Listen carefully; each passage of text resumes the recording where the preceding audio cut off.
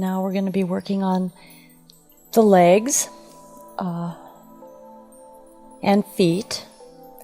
So a good way to start out is you're not really pulling on the legs, you're getting yourself into the fascia of the legs and just stretching up the fronts of them.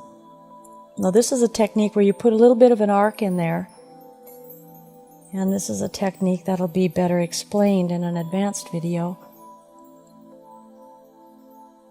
But that way you can feel if there's any restrictions going on, and actually once you start getting good at feeling what this fascia feels like, you can find other restrictions that might be higher up into the hip and low back area. And you might notice that there's a little slight movement that's going on, and that's a bit of an unwinding that's happening in that fascial stocking. At least that's the way I interpret it, because I've worked with my hands for so long and picked up this for so long that that's how I interpret what's going on and what I'm feeling. It does seem to change things too for people. So I'll start with this side. You want to make sure their hand is, put the hand underneath here. We're going to need to slide up a little bit here, but we want to be very careful. You want to be very mindful of the comfort of your client.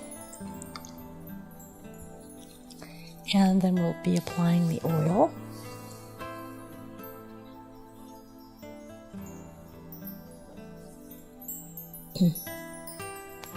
And down to the feet. Okay. I like to give a little bit of a pull, a little traction as I start on the feet, and I'm rubbing the front of the feet, and I'm giving a traction where there's a feeling of a pull of the body, but again, it's not like pulling the bones, it's more pulling into the soft tissue and the structure there. Start along the arch. The arch is, in foot reflexology, is along where the spine is, so since we just worked that spine, that's a good place to start on the foot.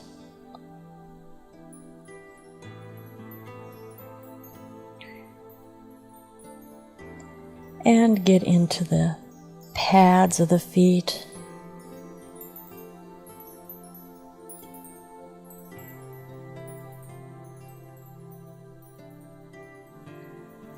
Rubbing along the heel.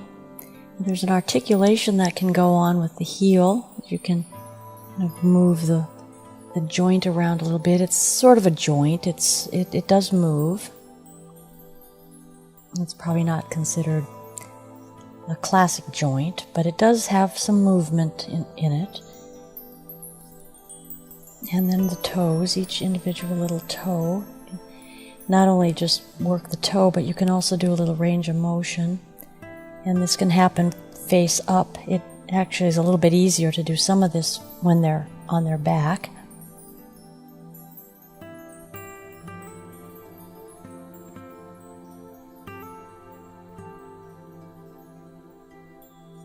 And that looks pretty good. A little range of motion in the foot. Spreading and bending. You know, it's very good to go barefoot. The feet need to be on uneven surfaces in order to have a strong foot and ankle. And oftentimes keeping them in shoes, especially shoes that are odd shaped, not real good for your feet, will start to carry your foot into that kind of a position.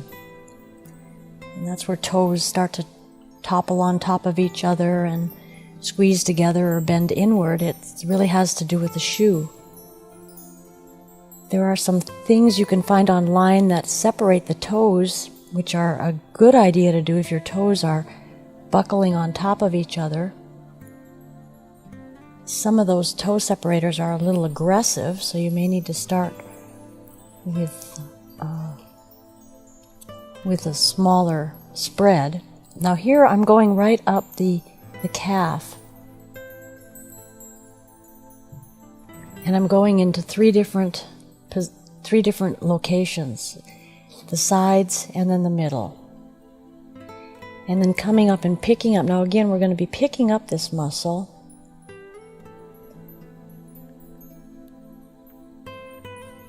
And kneading it around. And my thumbs, you'll see on the other side, are going underneath on the lateral side of the leg, as well as the medial side, picking it up and wringing it. So it's kind of this is like what it looks like. But as you get better at it and more familiar with how it works, you will find your speed will pick up a little bit. You still don't want to go super fast, but you'll find that you know how to grip the muscle, you'll know how to work that muscle, and it won't have to be done quite so slowly. Now, getting up into the knee, be very careful of the back of the knee. It's best to go around the knee on one side and the other, and more broad hand over the back of the knee. Don't go in with your thumbs. There's too many delicate things back there. And then the same thing, we're going to come up the center on the adducting muscles and then cross across the hamstrings along the erector spinae, the iliotibial tract, which is the side of the leg, the lateral side of the leg. I move my thumbs up and down. That's a very tight band, especially with runners. It's a support band. It's more tendinous in its nature than soft muscle. And then just doing a little bit of work up the center of the hamstring. Okay. And then bringing it back down, covering this up. And bringing yourself back down, giving a little traction pull as you're doing this. And then, now when you come down here and you're doing a little traction, you're not pulling like the work downward. You're pulling again into that fascial structure. It's a lighter touch. You want to start to differentiate the different layers that you have, particularly the subtle layers.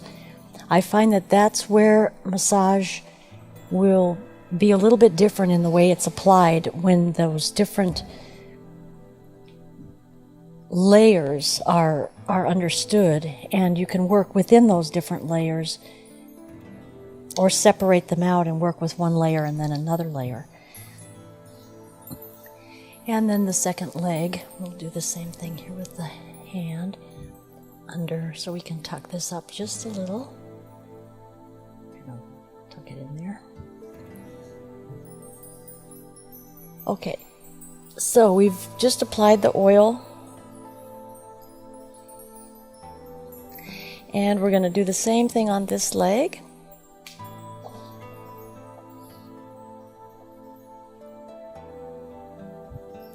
I usually sit on the end of the table if people aren't too long, because I can get a better angle as I am doing this kind of fascial stretching.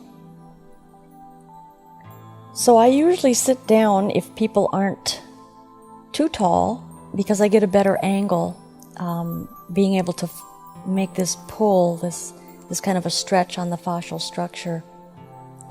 And then we'll start up in with the arch of the foot and just begin to work in there.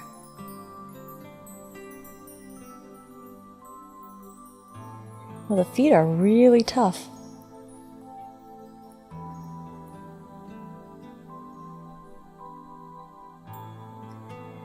And the heel, going around the heel. Again, you want to be real thorough.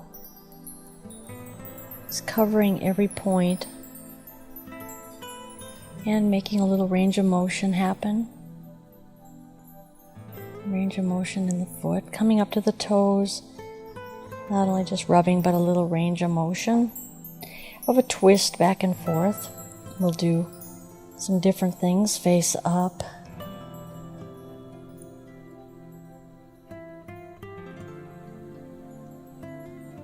Okay, and then coming into the ankle.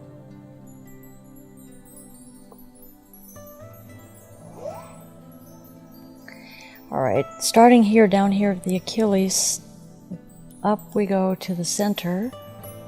There was a little jump there. I might have been a little too deep for that.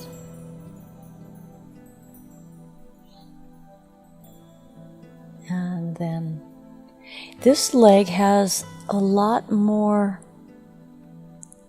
of a washboard feel, which is sometimes described as lactic acid in the muscle, but this muscle doesn't feel as smooth, particularly up here. There's much more ripply effect in the muscle, so there's some tension, and that might have been why there was that little jump. But it is starting to smoothen out, and you have to go very light and careful, and slowly you'll be coming deeper into that. Also taking it, the thumbs crisscross, cross fiber to relax anything down under there. Then be sure to go up the 3 different areas. So you're going center and then on either side. Then we can pick up the muscle here. I'll do the inside and then show you. Here, the outside is the same thing. You're bringing those thumbs under and picking up that muscle.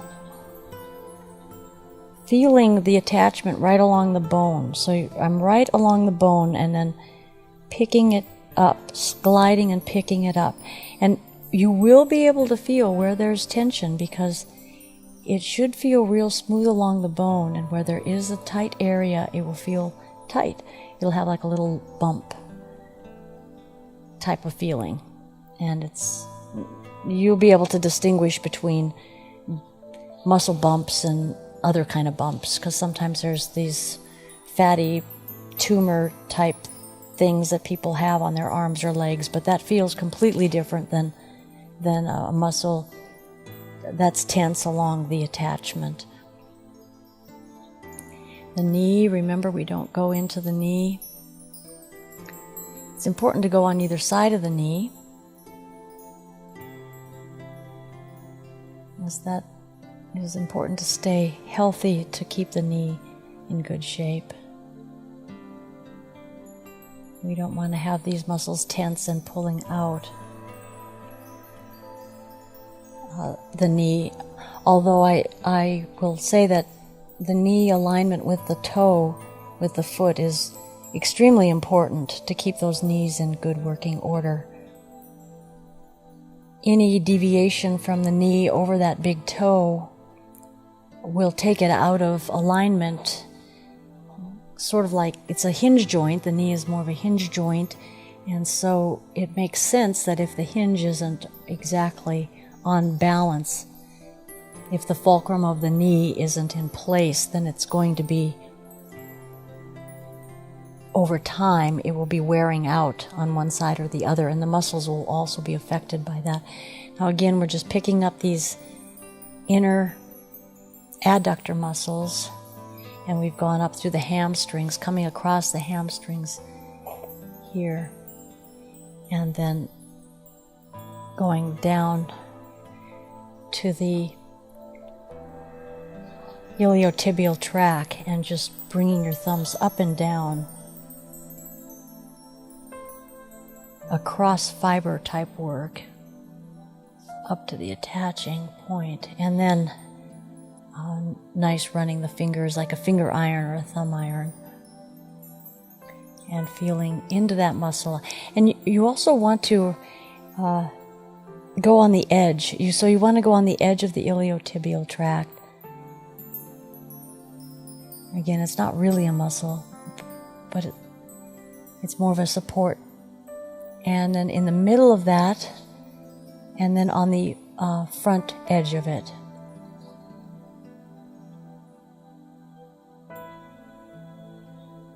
Okay. And then we can bring this back down.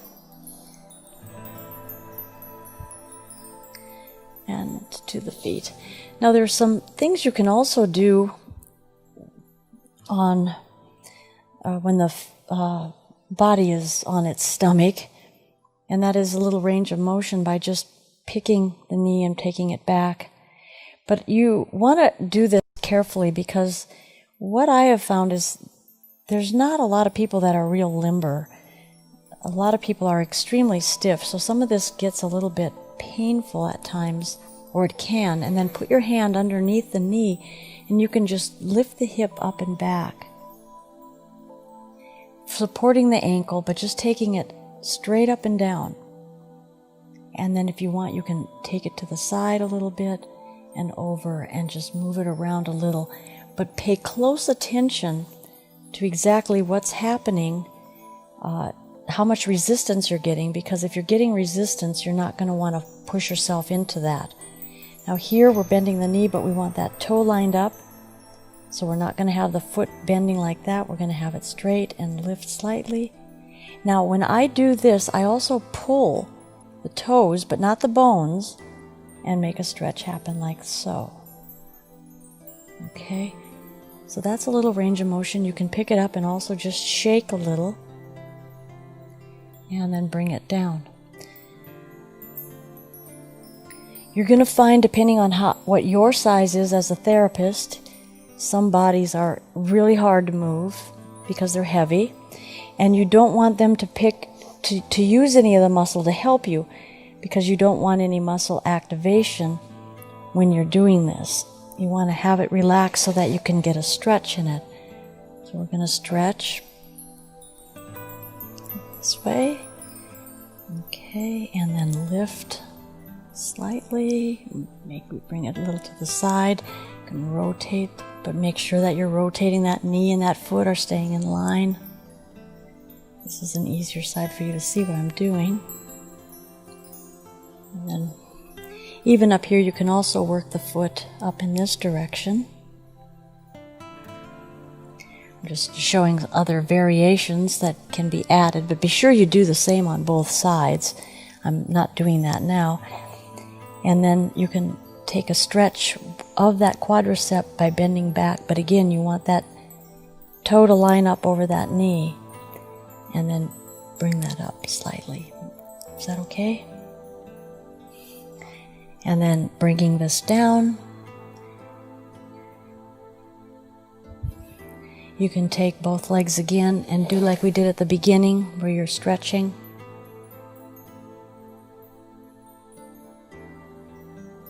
Pulling those toes.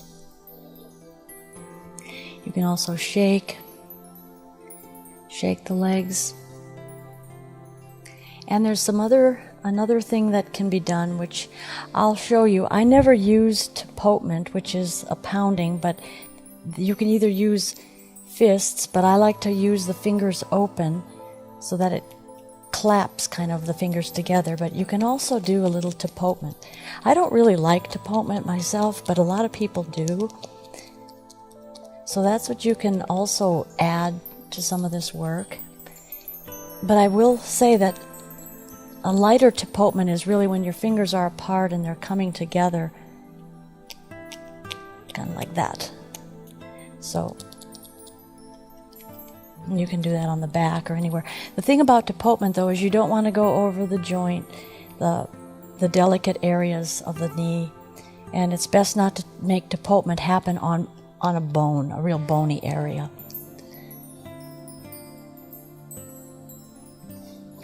Okay, so that's about all there is to do with that, with the legs.